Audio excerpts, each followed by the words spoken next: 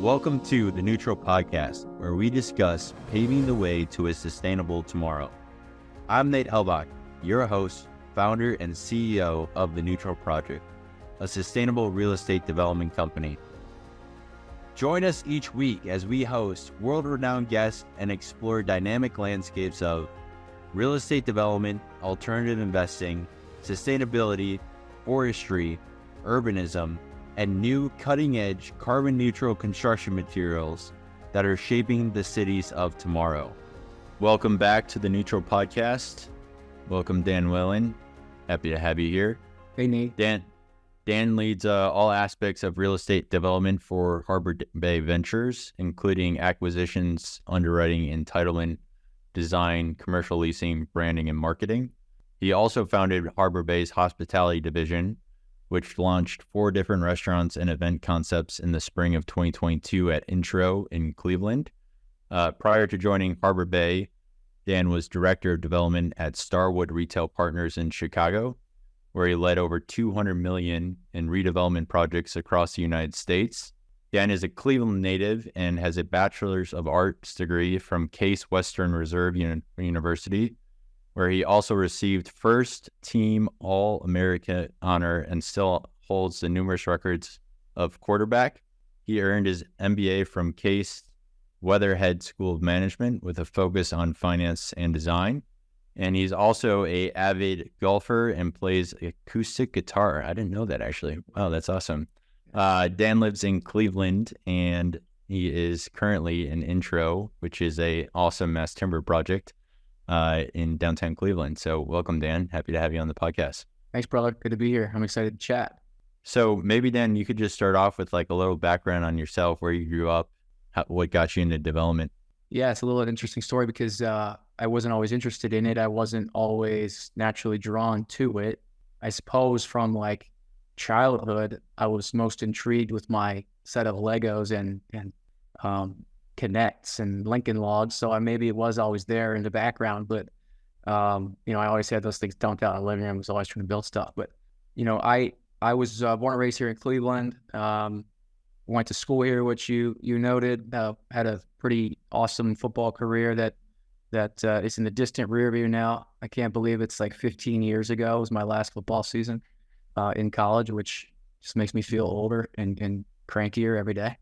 But stayed here, got my master's after a short stint playing pro, and then really at that point pivoted. I was an English undergrad and wanted to be a sports writer, sports journalist, and cover teams and football and baseball and those kind of things. And that's where everything was tracking my entire undergraduate education. And then, things changed in 2008, right in the midst of when I was in school, Great Recession, and also having an opportunity to play football past college really gave me a year or two to reset and figure out, if my career was going to take a different trajectory. And so went back to school, got my master's, and the first or second day of being on campus again, I walked onto a construction site, and they were building a hotel here, and I just asked if the boss was around and if he had time for a coffee.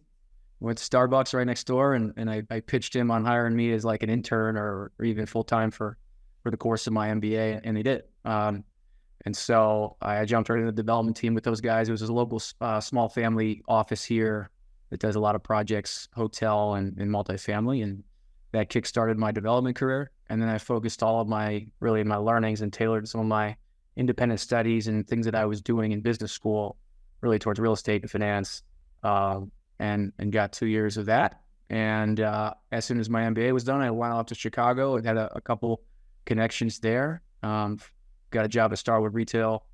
Started out running about 6 properties in terms of the developments going on at those properties in a regional shopping center footprint. And that was all over the country. That was some here in Ohio, that was in California and Montana and all over the place. And we were really repositioning a bunch of malls, and there was a lot of ground up stuff. There was a lot of redevelopment of old department store boxes, and a lot of complex stuff with, 80 to 120 tenant properties where there was all kinds of strings attached and commingled elements and REAs and all of these things that just give you a really good education on a really challenging asset type, which was B- shopping centers, regional shopping centers. And So you got to learn a lot in that environment. And then, being in Chicago, which I would argue for an architecture geek is one of the best cities in the United States to spend time and nerd out on. That inspired me a lot and led to where I am now. And that's when I got involved with Harbor Bay. And at the same time, I was putting a deal together in Cleveland, another side hustle. And due to my relationships here, I was able to get a site tied up, and I met the guys that I'm with now and put it together and jumped aboard with them, and then started heading up development for them ever since. And so begins the mass timber story. Nice. That's awesome. Yeah. And Harbor Bay was focused on mass timber before you joined, or were you the impetus of having them focus on mass timber? I don't think anybody at the time, even when I joined, knew what mass timber was internally, really. We had heard about a couple of things that Heinz was doing, weren't really privy to it. And this was 2018, right? And so I think at the time they had just wrapped up T3 in Minneapolis, or were just wrapping it up. At the same time, we were working on a project there at the University of Minnesota with some partners, and we were brainstorming what this project in Cleveland wanted to be. And the middle of that was like, how do we differentiate it? How do we make it super cool? It's at like a main intersection here next to a historic market that's 115 years old. So we really wanted to do something that was special, as opposed to just kind of put up another 4-story stick frame kind of run-of-the-mill deal. And so I had stumbled upon the T3 stuff going down the street from our project in Minneapolis. So we went up there. We sort of broke in the back door. We walked through the loading dock, and it was propped open. And so we kind of just went in and wandered around. And we were like, wow, this is really neat, really cool. Amazon was in that building. Industrious was in that building. There was a few other tenants, I think, that were new to market for Minneapolis. And part of the reason that they did it was because they were really enamored by the use of mass timber and the environment of what it was creating for the workspace. Obviously, all of that was pre-COVID. And so, office was super hot. But it started to kick the tires for us on this product type, and really digging in deep and working that out as a potential way for that differentiating factor, mostly an aesthetic. And after we learned about that, started to steamroll forward on all the other benefits relative to sustainability, renewability, constructability, right? The fact that it goes up faster and simpler, assuming that your kit of parts is fairly straightforward, which I would say ours was not. But we worked through that, and now we're on to the second, third iterations and getting through it. But I think that was the impetus for us really getting involved with the product, was seeing it in the flesh. And I think that we have seen now that resonates with pretty much everybody. It's one thing to take a look at it on screen or on a computer or in photos, but for everybody that we've walked through our building here in Cleveland now, that's the point when they really get it and they really start to understand it. So when they see it in person. Interesting. Yeah. And would you say that the team at Harbor Bay has been excited about continuing to use that material, or are they kind of like, hey, this is a one-off project, let's go back to what we did before? It pretty much, from the time that we decided and pushed forward when we were able to get intro under construction, it kind of pivoted the whole ethos of our business to be focused on timber construction. And so the entire pipeline we were looking at of multifamily and some student stuff was all going to be planned and thought about through the lens of mass timber as the construction type. And in many cases, even pushing the bounds in similar ways to what you're doing, beyond what current codes allow, and maybe beyond even what future codes are being contemplated. So, looking at places where states were open-minded to the use of timber, where maybe they had some beneficial business environments and where there's growth and things like that. So we started looking at opportunities in the Mountain West, in Salt Lake City, in Atlanta, working on something currently in Columbus, Ohio, growth markets, places that are pretty stable as far as population is concerned in terms of where it's trending. And then, where the environmental story resonates, because I think there's always two sides to the development pursuit, if you will. You have kind of the neighborhood community side, and then you have the political side, and you kind of got to navigate both. And a lot of times the stories that you have to work into the plan are two different stories, or at least two different ways to tell them, because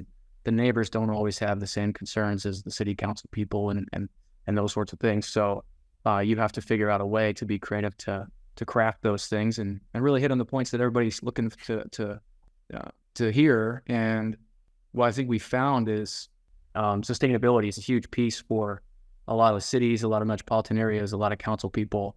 The neighbors, when you're trying to get up zonings, don't necessarily care. They don't necessarily want to hear how sustainable your building is if it's too tall for their liking and those sorts of things. But yeah, did I answer? Yeah, no, that's They go off on a tangent there.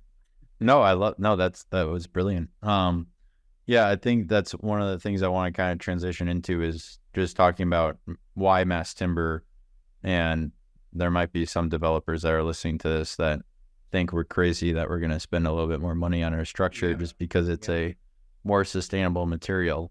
But it sounds like for you, and maybe this is where we differentiate a little bit, it wasn't merely because the material is more sustainable, which is kind of the ethos of the Neutral Project, but it sounds like it might have been more due to other factors. So maybe dive into like what those other factors are for mass timber. I would say it wasn't our initiating reason, but it became part of why we were enthralled by it and why we think cities would want to be like open arms with, welcome it with open arms in terms of what we were doing and proposing it, not just from, oh, we'd love to have it, but we'd also love to support, adjusting the code or doing alternative engineered methods to allow bigger, more, impactful projects. And if you are looking at it through the environmental lens, then having a bigger project is going to have a bigger impact than a smaller project. And that was kind of where we started to push, was like, up until a few years ago, you couldn't go vertical in a dense urban area without using steel or concrete as your sole construction typology and structure. And so this has now evolved to the point where code's catching up and even, really lending itself to be able to do things like what you're proposing in Milwaukee and, what we're proposing in Atlanta and Salt Lake, to go 15, 20, 25, and even maybe taller, and really emphasize the environmental benefits of doing large scale construction out of mass timber. And so for us, it's kind of a multifaceted story of why, and all of it we think ties back to a sound investment thesis, right? Which at the end of the day, especially as we talk about, raising capital or having challenges with it, especially in the environment we're in, where it's still a little bit tough to go put capital stack together right now. We kind of made the bet that sustainability, differentiated aesthetic, learning an innovative new construction type, which goes up faster, requires less labor at a time when labor's never been tougher to get, that actually lessens risk and increases the reasons why investors would have an appetite for this. And also I think as you look at timber, it's just, you walk into our building, the one I'm sitting in, and sure, the one you're building, Baker's Place, and it feels sturdy. It feels like really high quality, versus a lot of the stuff that right now you and I see get slapped up together in our business just as quickly and as cheaply as possible. And so from that standpoint, I think when people walk into our units, they feel like condo level. And so they're willing to maybe pay a premium for that. And in fact, we've seen that in Cleveland, where when we opened 2022, April, two years ago this month, we opened at almost 80% pre-leased. And we beat the market in terms of the highest rent buildings in the market by about 10 to 12%. So where we were underwriting 265, 270 a foot, we were over the first year able to eclipse $3. And so from that standpoint, I think the notion is that, okay, if this was a pilot or if this was a prototype to kind of tell us and investors a story, that you don't have to forego returns or take haircut on returns to do something of higher quality and in a more sustainable typology, then there might be something there. There might be something really exciting there that you could build a platform from. Yeah, no, that's interesting because I'm going to share my screen because we have this chart that we share with investors, and it looks at basically the rent premium of timber. Mm-hmm. And so we looked at 4 buildings. Intro is one of them, which you just mentioned. And yeah, I mean, if you look here, and maybe you can tell us if we're wrong, but we think Church and State is the closest one that's comparable from like a amenity and picture and finish standpoint. Sure. And yeah, 18.53 increase from that, which I think is a high watermark in Cleveland. So which is phenomenal. I mean, that's wonderful. I think that's a great stat for the industry, because I think we need more of that, because it is a premium to build with mass timber. But if you can get an 18% premium on rent, then it totally makes sense, right? Going back to the sound investment thesis. So yeah, I think that's interesting that you're saying that, because it's something we've been pitching to investors, and obviously for our building in Madison, it hasn't been substantiated yet because there's no other product in the market that is mass timber. Right. But you have already substantiated in Cleveland. Mm-hmm. Yeah, and I think the rent premium is one thing. Being able to stay stable and be occupied and be the first place that everybody would like to rent at if they could is also a piece of the puzzle there. But I think it's that type of page and that data that backs up what we're trying to do, and we walk into meetings with potential partners and investors. That's the stuff they're interested in, and that's the stuff they have to believe. If they're going to pay more, have a higher basis to build, per door, then what's it look like on the income side? And there's still challenges, as and I'm sure we'll cover a little bit. But one of the things I would love to figure out and see is if this is really faster to build, and it's really in a lot of ways simpler, because it does go together, like with screws and a screw gun, right? Like, it's not like there's all these crazy tools that you need. You need to rig stuff up with the crane, and you kind of set it into place, and then you screw it together and put some splines on it, and you're moving on. It's just, I think it is a pretty simple way to build, and because of the speed, I would really like to see costs level out. And we are still seeing premiums on timber versus concrete and steel and other markets. And certainly against even light gauge stuff, timber's going to cost a little more, but I want to figure out how over time we can get that in line to where it becomes cost competitive, almost flat. And in certain markets, like a Salt Lake City, for example, where it's a seismic zone, and concrete takes enormous amounts of reinforcement and rebar and extra steel just to bear those seismic loads, especially as you get taller. Then I'd love to see the timber number come more in line with that, and maybe you get lucky and even can spend less if you can design it efficiently enough. Because I'm curious, just backing up for a second on that first point you made in regards to having a cost decrease. How do you think that happens? Because I think the general kind of thought here is that like mass timber is always going to be more expensive because the material costs more. Mm-hmm. But I think what you're saying, maybe you can correct me, is you're saying that yeah, the material costs more, but there's savings on the labor side, and that might bring it to an equilibrium with steel and concrete. But what do you think we need to do as developers, and then what do you think our construction partners might need to do to make that happen? So I think it's the speed alone and the labor alone isn't gonna solve the variance, right, between timber and the rest. I think the challenge is almost every market we go in, nobody is built with it, right? And that goes from the building department and officials and the fire department to anybody in the subcontractor trades, to any general contractors. Most of the time, the experience is zero, right? And they've read articles, they've gone to trade shows, they've researched it, they listen to a podcast, right? And that's how they're getting their information. But in terms of how to build it, how to price it, how to harness it in the standpoint of a construction process where you actually start building. How do I give you, the developer, how do I get the savings built into the buyout of an actual deal on the front end when no one's built with it, and they don't trust that we're going to get the productivity and we're going to get the labor savings that you're projecting or telling us about, right? Because that's the thing. It's like, at the end of the deal, we might save 4 or 5 months from what we would have if we were building out of something else. But I need that up front. I need that savings in the dollars and cents at the time I lock in the contract, right? Or else, we're still capitalizing all these extra costs.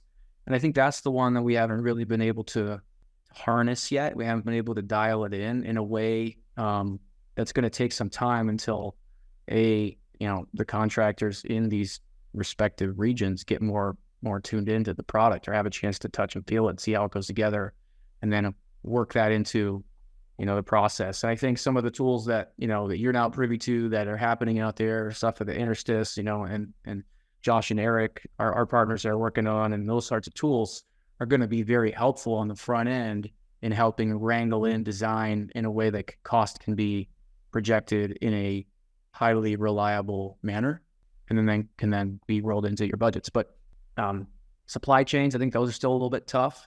I know there's a lot more suppliers and manufacturers than there were when we bid this job 5.5 years ago, which seems crazy that it's been that long, 4.5, 5 years ago. In the depths of COVID was when we started, putting this job together and shipping, all this timber across the Atlantic Ocean. So I got to think that 2 to 3 to 4 years from now, it'll be even light years ahead of where it was when we started and where it is today. And that'll help bring costs in, even if the raw material is, at some level, relatively expensive. So it's going to take an industry as a whole and really, people being innovative and figuring out new ways, which I think the construction industry is generally slow to do. Yeah, I feel like we're probably one of the slowest moving industries in the world. In other ways, I suppose. Yeah. Yeah, I think that's interesting that you make the point about schedule, because I've kind of witnessed firsthand we overestimated the amount of time that it would take to erect mass timber and underestimated the speed of how quickly it goes together. And so you got to be coordinated with the stuff that follows. Otherwise, you don't get any of the benefit of that, right? Like the timber goes up so quick, and ideally you're chasing right behind it with enclosure. Yeah, which we are, but it's like for Baker's Place, we're 8 working days ahead of schedule, which is great. But it's like at this point, everything's bought out. Our GCs are locked in. Our GRs are locked. General conditions, general requirements are all locked in. And it's like, I don't get any of those savings because we've already bought out and we have a GMP, guarantee maximum price contract with the construction firm. And so I'm sitting here and I'm like, well, shoot, I wish we would have been a little bit more aggressive with our construction schedule at the onset, because I did a calc and it's $3,000 every single day, just in general conditions and general requirements. And I'm like, well, shoot, man, like that's a lot of money. Yeah. So I definitely think it is something where we need, some of the programs that Intersys is coming out with, and then taking like people like you and me just really getting aggressive with the construction firms to say, no, you can push schedule a little bit. Because what happened was our first floor that we did, we had a whole bunch of transfer columns that we had to weld. Mm-hmm. And then once we did that first floor took 11 days, second floor took 7 days, third floor took 5 days, and now we've been on 5-day cycle times. Yeah. And it's like, well, yeah, the next building we're definitely estimating for sure 5 days, and maybe even How big are those floor plates generally? They're like a little over 30,000 square feet. So utility, it's great. And yeah. And then, figuring out again at the front end how you're gonna wrap that building, whether, depending on what your skin looks like, and if it's window walls or curtain walls, or if it's framing. Yeah, we have punched openings. Right. So it's got to be a well-oiled machine. Otherwise, you start to have all these open floors where timber is out ahead, and you can't, get it weather tight quick enough and get all the trades going inside. And I think that's where the magic is like, how do you keep those other things moving at the same pace or close to it, so that you're never leaving, too much on the table, really, in terms of schedule, and you're really capitalizing on that speed. And, I think there haven't been enough large scale projects built yet with timber to really have the data that I think is touted a lot, right? There's a lot of data, but a lot of the projects that we've seen delivered, and look, there's a few that are larger, but most of them are small to mid-sized projects. And, up until recently, it was few and far between where you'd have 200 plus units being built in a mass timber setting. And so I think that's really where we'll start to, and then the second time around, right? Like everybody learns on their first one. So you may not get the full schedule benefit that you're aiming for. And like you just stated, like, to figure out how to write contracts or how to control GRs and GCs in a way that is going to like be able to be worked into your number, knowing that there's probably some fluff in the schedule. It's it's hard to do. So, but on the second time around, now maybe, you learn some tricks of the trade, and we learn how to apply things that we didn't in the first, and simplifying details at column lines and beams, and what the steel plates look like that are going in these things. Like in intro here, we had a couple hundred details. There was no such thing as a really typical detail. It was completely atypical in every setting, and that slows you down, and it's not uniform. And so now the next building, I think we have like four typical details at every column and beam location, which is like, okay, now we're starting to cook. But yeah, you don't know that. That's awesome. Through it, Yeah, no, you got to learn the lesson. Yeah, I think intro was really the first big project that's been delivered, and then Ascent is after that, and then Biggers is after that. So it's really, there's 3 case studies of larger multifamily residential mass timber projects to point to. And yeah, I think as we evolve in the industry, it will get more efficient, like all things do. Right. I want to kind of move into our next segment in regards to capitalizing mass timber developments. Mm-hmm. And I think maybe just to preface this, we can talk about it excluding any current macroeconomic conditions, because I think we're all aware of everything we're fighting with the headwinds of interest rates. Sure. And people maybe not being as willing to write big equity checks. Mm-hmm. But what would you say you're seeing for maybe your Salt Lake City deal and your Atlanta deal, of like, what is the difficult capitalization process? Is it equity? Is it debt? Is it both? It's both. I think we're unique. We have a couple very specific lending relationships that in a lot of ways, weather the storms and are ready and willing to kind of run with us on deals, because it's more of a long-term relationship and balance sheet lending, as opposed to deal by deal specifically. Now, there's obviously constraints to every deal, but I would say the equity at the moment is probably the harder piece of the two. And, to that end, I think it's the newness. I think it's wow, it's really cool, and we love the sustainability story, but it's pretty expensive at a time when, people's risk appetite is not where it was maybe 3 years ago. And so I think to that end, capital, whether it's institutional or whether it's family office, high net worth, or whether it's, maybe less so with general retail investors, but certainly with the big boys, they're going to places where they're feeling safer. They're feeling like it's a known commodity, and they're feeling like, okay, I'd rather take a high teens IRR on a stick frame deal where the rents are, in the 85th percentile in the market versus a mass timber new deal that's going to underwrite, the top of the market rents, and is going to have my cost basis per door kind of same place at the very top, right? Those are things that I think people are not at the moment so warm and fuzzy about. And that's been a challenge for us is having those conversations, educating people on the product type, right? Because still, again, you and I live and breathe this stuff, and we're embedded in it. And like, I think we've been algorithmed now on our LinkedIn profiles to think that the whole world is only mass timber. At least that's what you believe if you looked at my LinkedIn page. Oh, for sure. And so, but anybody who's not in that game and living and breathing it, they need educated and taught. And I think this is a point in time where, like, maybe if we were in a boom times and then they'd be willing and not just willing, but excited.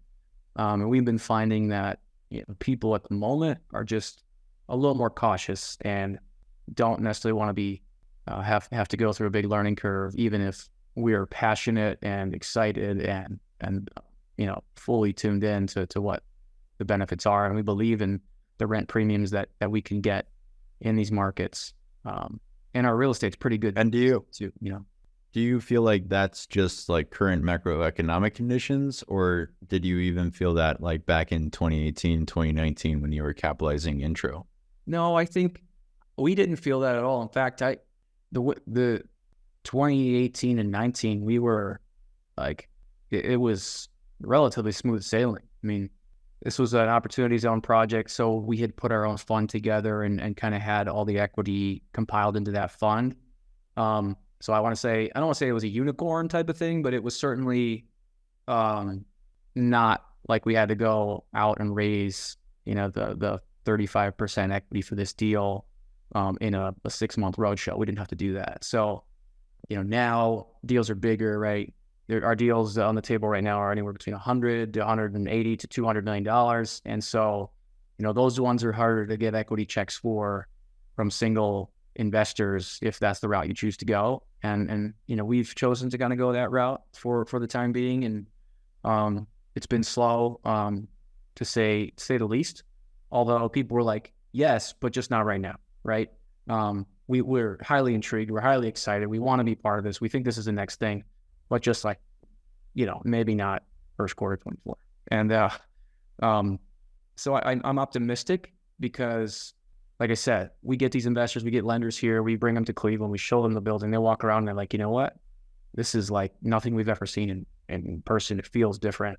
And so I think to that end, it's just continuing to be a broken record. And, so you believe it enough and you push it enough and you're passionate and you have the story and the data to back it up. Eventually that dam will break and that equity will be back out and ready to invest. And ideally we get one or two more of these under our belts and build a platform from it and start to do a little bit more of a programmatic raise with a large partner that wants to go roll out a whole, portfolio. That would be ideal. And why is Harbor Bay taking this approach of a single check investor instead of maybe a more democratized approach where it's multiple checks or even small check investors? I think it's been predominantly comfort zone. Some of our guys in-house here have come from those institutional backgrounds and where they've dealt with single allocators and, writing large checks for single deals. And so it's not the only thing, it's just where we spent the majority of our time.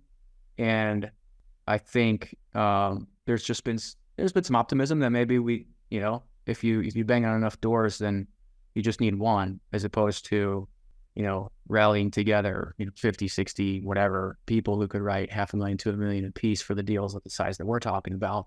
The other option is, maybe shrink the deal size and work on stuff that's maybe not that large and still really great, high quality, 80 to 100 million or 60 million or those in that range where, there's a little bit lighter pool, even if it's not, all institutional size deals, where there's different types of investors to go and approach who really do want to be part of this stuff. And, I know what you guys have been doing. Baker's Place is a little different than that, right? You're accumulating quality investors that maybe are more in that, I don't know, $250 to $5 million range and tackling it that way. And I think that's something that we should probably look at and maybe take a little more serious approach with. And even if it does take a bit more detailed organization to do that and manage that number of investors, I think that could be a good approach to at least get through the state of things today. Yeah.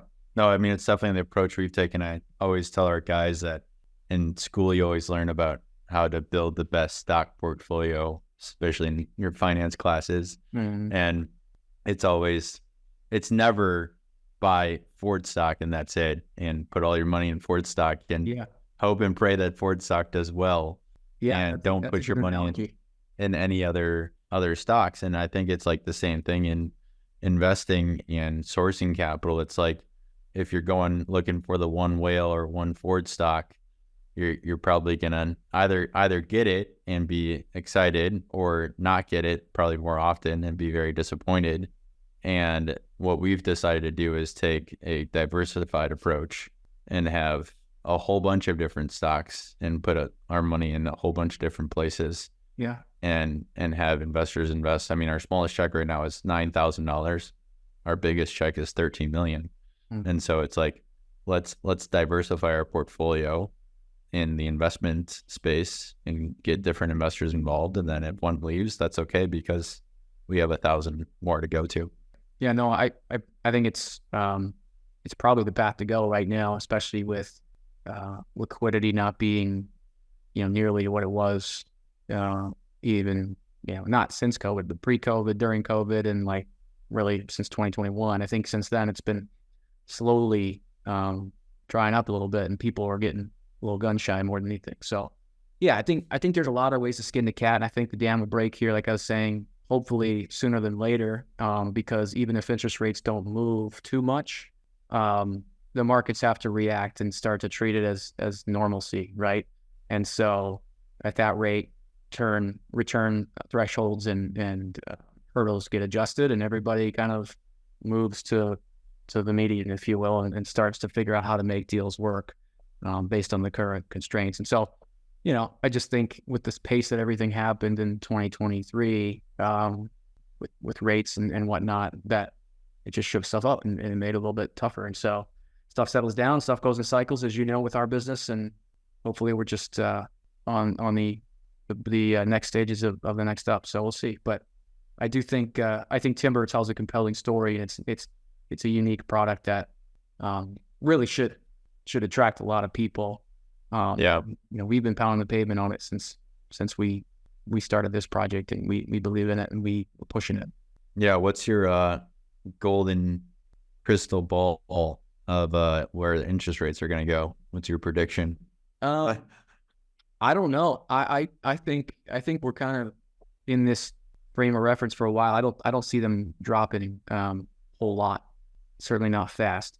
So I just think certain things in the economy are still moving along at a steady clip. I mean, I just saw the jobs report at the end of last week, and there's really no reason to drop them other than the fact that development has been tough, and the whole ability to build housing, especially at a time when starts have been much, much lower than they were the previous, really all the last decade for the past 12 months. I think that's gonna be this whiplash effect that we're not gonna feel for a little while. But there's already a housing shortage nationally, and to have that slowed even further by the lack of capital that's willing to jump into deals to build more at a time when it's drastically needed is, it's only going to add to the problem. And I think the labor force also is getting older by the day, and there's certainly not as many people coming into it as there are retiring. And, these are all constraints that are working against us, I think,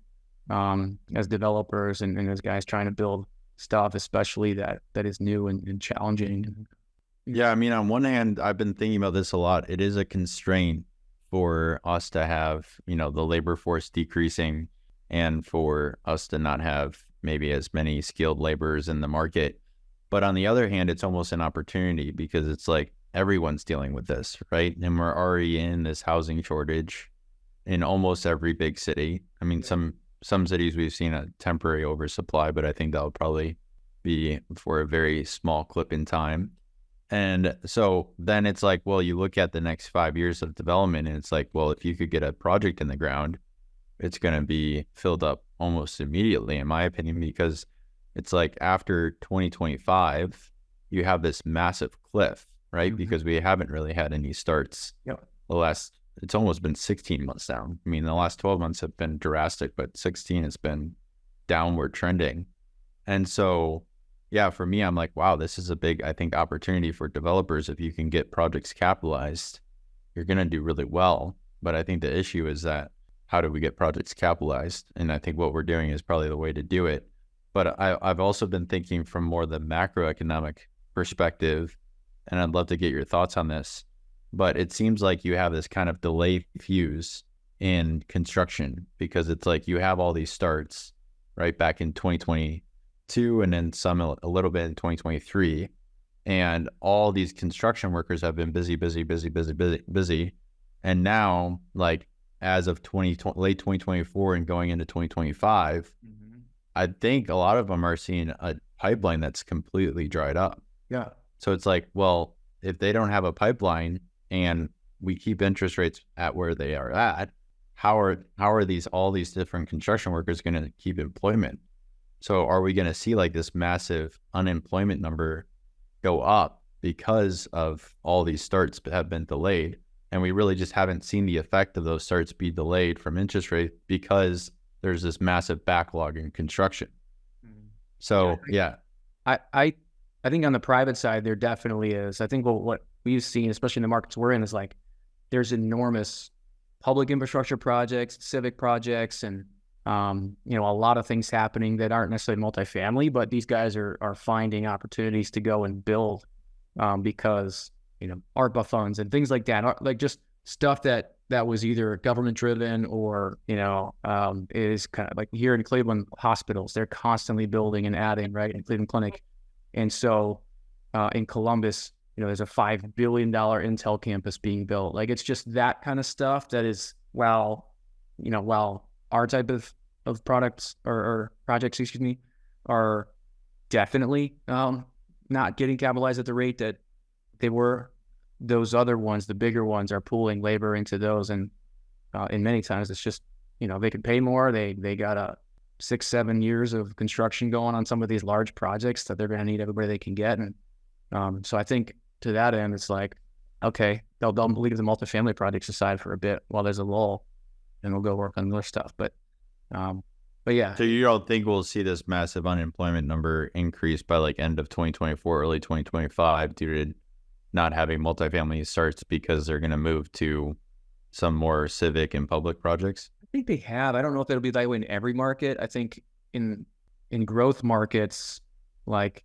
Columbus, where we're at, and like Salt Lake City, yeah, I don't know. I don't know if there's going to be a fall off. I think it's just going to be kind of a pivot, and then maybe pivot back once these private projects can get capitalized in a way that makes sense. And GCs, though, we're working with some pretty talented general contractors who are getting more sophisticated, and they're seeing these challenges and trying to best figure out how to solve them. I mean, contractor in Salt Lake City that we've been at least working with on the pre-construction side, they are very sophisticated. They have great technology, and they're running models on stuff before we even have it drawn. And so it's pretty cool. And so I think there's ways that technology is going to help advance and help.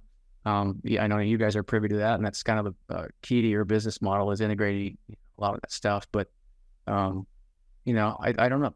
If my crystal ball was clear, I think I don't know. I don't know where it'd be, but I feel, I don't know, I just always have a lens of optimism, and I also think that, yes, innovation and creativity and grit are going to always win the day.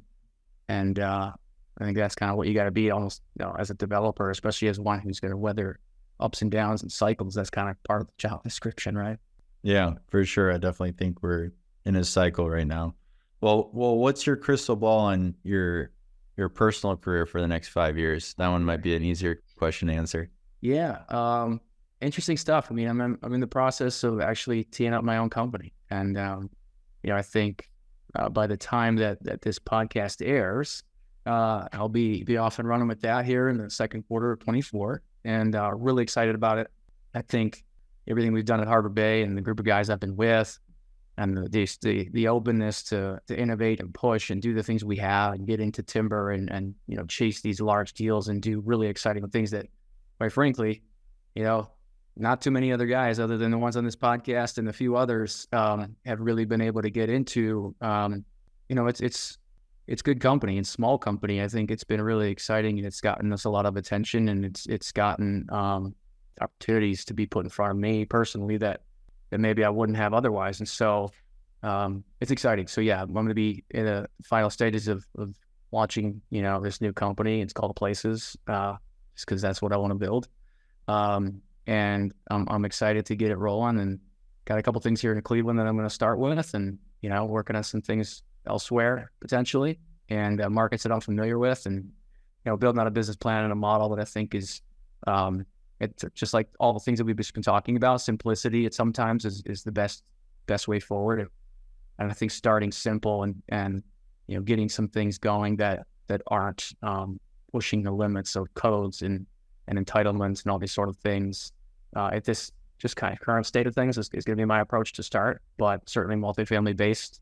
And I have a sweet spot for hospitality. We run a hospitality company here with restaurants and event venues, and I've always been interested in hotels, so I'm going to dabble in that. And I think by the next time that you and I jump on the computer here or see each other in person, that'll be in full swing. Yeah, that's awesome. Congrats on starting your own thing. I know that's not easy. Well, it's a big step. It's nerve-wracking. It's exciting. It's all the things. It gets the blood flowing and lets you know you're alive. So I think it's the right time, right? At this crux of sort of, it's like a fork in the road, right? In terms of just I think the best time to go after new things is when the cycle is slow and it's down, and you can kind of find opportunity and scoop some things up maybe that wouldn't have been there 2 years ago, from maybe people that had just had too much on their plate and now can't finish it all. Those kind of things, those are out there. It's all, it's just as much timing as anything. 35 years old, I got no kids yet. My wife is about as supportive as they come in terms of chasing my dream and doing those things. So I think all that stacks up pretty well for this being the right place, right time for me to give it a run and, keep pushing the envelope. Yeah. I think when we have these like big sea changes in our kind of macroeconomic environment, it's a good time to make a change. I remember that's when I broke off and started Neutral. It was right at the onset of COVID, not even knowing COVID was about to hit. And so it's I think good timing for you and I to think, break off. I think mass timber will still be a key part of the stuff that I'm interested in doing. I mean, just because spent so much time learning about it and investing in it and just really becoming a sponge and embedding myself in it, that it's now a skill set and it's a competitive advantage, right? And so to not leverage that, at least in some capacity, and want to do a number of deals in that sort of what I'll call that vertical, that's probably going to be a key component of at least some of what I do in the new business. But I think that there's a lot of good opportunities out there. I think it's a fun time and exciting time. And are you going to do other projects outside of mass timber as well, like stick frame or concrete or steel? I think so. I think it's kind of on a deal by deal basis, but I do have a kind of a idea of a business plan, set in mind for some mass timber stuff that is, again, still on the side of simplistic and straightforward and really not trying to put round peg in a square hole. Because I think mass timber has a place and I think people will be drawn to it. And I think as long as it's not, I should say another way, it's still going to be new almost anywhere you put it. And for the foreseeable future, there's just not going to be this kind of pendulum swing where the market is all mass timber or predominantly mass timber. So I think as long as that's the case, there really is an investment play and a narrative and a strategy to how to put it in, into, especially I like secondary markets. I just think, they're nicer ponds to play and there's not necessarily institutional capital that's going to go to those places all at once. But, I think there's growth in certain places. There's lack of competition in certain places. And I think, again, mass timber as a differentiator and especially still center of this whole notion of sustainability, which I think is drastically important. It's at some point there's a place for it. And I think that mid-rise sort of 6 to 10 story range is kind of the place to best let it live. And those are the kind of things I think I want to push for. Nice. Yeah, that's awesome. Well, really appreciate you coming on the podcast, Dan. It was a great conversation and hopefully we can see each other soon in Madison or Cleveland. Yeah, we'll love that. We got to get you down here. We had a really big week here. We had the women's Final Four was here in Cleveland this past week. We had the solar eclipse totality yesterday. So it was pretty cool. Nice. I know you guys didn't get it up in Wisconsin, but if you've ever seen one, like it's pretty neat. I mean, it was. Did you get the sunglasses? Yeah, we had them. We had a big watch party here on our roof deck, and there was like 500 people, and the city was packed. It was buzzing, and then 3 in the afternoon, it gets eerie and dark, and for you take the glass off just for a second just to kind of see it. It's pretty cool. But and then there was the Guardians opening day yesterday, the baseball team. So it was just a really great week here. So don't sleep on Cleveland. It reminds me a lot of Milwaukee in terms of just size, scale, aesthetic types of everything that's going on. It's just it's the Midwest. I love it. Yeah. No, it's a good town. Awesome. Well, thanks, Dan. Thank you, dude. See you soon. See you soon. At the Neutral Project, we're not just building structures. We're building a legacy of sustainability, helping align your investments with a sustainable future. We'd like to thank you for being part of this conversation. For more information and to stay up to date on how we're reshaping the future through environmentally conscious development, visit our social media accounts or our website at theneutralproject.com. Thanks again for tuning in, and we'll see you next time on the Neutral Podcast.